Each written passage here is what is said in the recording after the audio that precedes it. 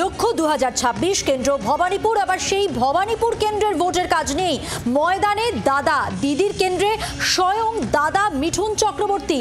দুই কলকাতার নির্দিষ্ট বিধানসভা কেন্দ্রের নেতাদের নিয়ে এই বৈঠক মিঠুন চক্রবর্তীর। মোট 4টি কেন্দ্র নিয়ে বৈঠক করবেন মিঠুন চক্রবর্তী। রাজ্য বিজেপির কর্মসূচিতে নামছেন বিজেপির কেন্দ্রীয় নেতা।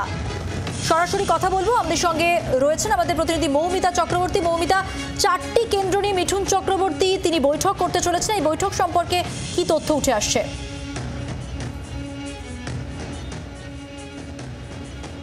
ভবানীপুর কেন্দ্র যে কেন্দ্র নিয়ে প্রথম থেকেই টানাপোড়েন এবং রীতিমতো দুই শিবিরের মধ্যেই তৎপরতা কিন্তু তুঙ্গে।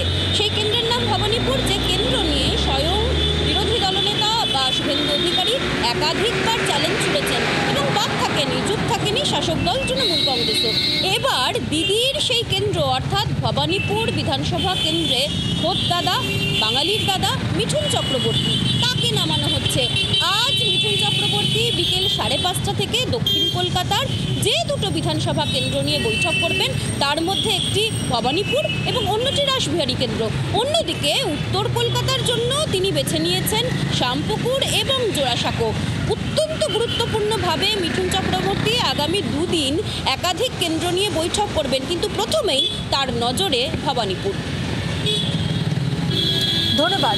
কথা বললাম, সরাসরি ছিলেন প্রতিনিধি মৌমিতা চক্রবর্তী।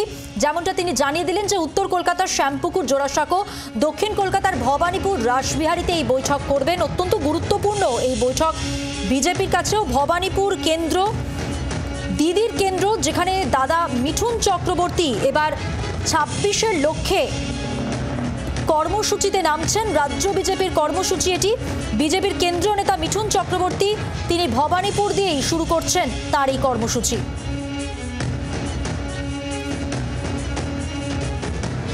দুই কলকাতার নির্দিষ্ট বিধানসভা কেন্দ্রের নেতাদের নিয়ে বৈঠক মিঠুনের।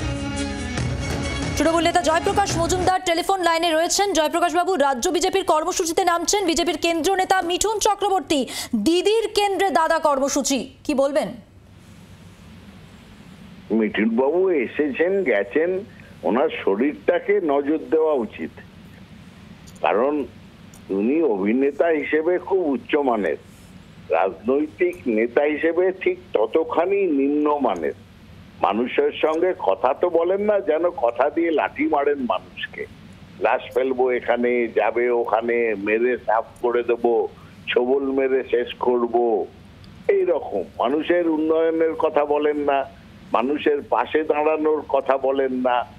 আর যার আশ্রয়ে রাজনীতিতে প্রবেশ, সেই মমতা বন্দ্যোপাধ্যায় যে থালায় খেয়েছিলেন সেই থালাটাই ছেদা করার জন্য, সেটাই নষ্ট করার জন্য উঠে পড়ে লেগেছেন। মানুষ কেন বিশ্বাস করবে তাকে? করতে পারেন, স্বাধীনতা আছে, বিজেপির পয়সা আছে। ওনার এখন কিছু না হলে সিনেমায় শুটিং এ ব্যস্ত থাকলে যা পয়সা করি তার অনেক বেশি পয়সা বিজেপি দিয়ে তাকে ভাড়া করেছে। তিনি যাবেন, কথা বলবেন, কিন্তু রাজনৈতিক চিড়ে কি ভিজবে তাতে? আমার তো মনে হয় না কোনো এফেক্ট হবে বিজেপির এইসব স্টান্ট বাজিতে। বাংলার আওয়াজ, বাঙালির আবেগ, জি 24 ঘন্টা।